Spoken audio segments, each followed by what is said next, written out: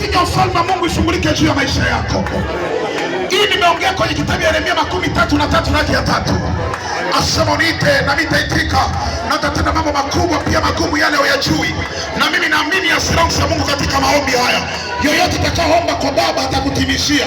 Yoyote ataomba kwa Bwana atakufanyikisha. Mweleze Bwana unifanyikishe. Kinywa cha ufalme wako Bwana kifungulike. Kinywa ufalme wa mbingu ikifungulika ni mafanikio kwetu. Kinywa ufalme wa mbingu ikifungulika ni mafanikio kwetu.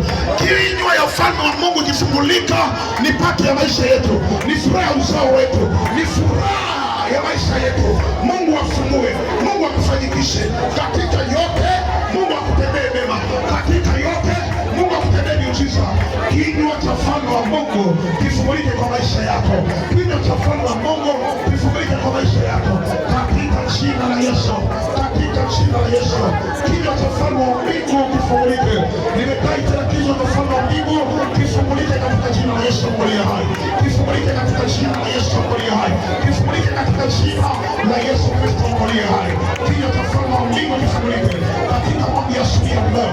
Mungu afungue kinywa chake huko mbinguni katika ufalme wake. Mambo yafungulike, uwezo uonekane, miujiza yatendeke, miujiza yaonekane, mafanikio yaje kwetu, mafanikio kwetu, matendo makubwa, miujiza na ishara yafunuliwe katika hatua zako kwa jina la Yesu aliye hai. Kwa jina la Yesu aliye hai. On n'en puisse en Jésus. Changez après maombi yako.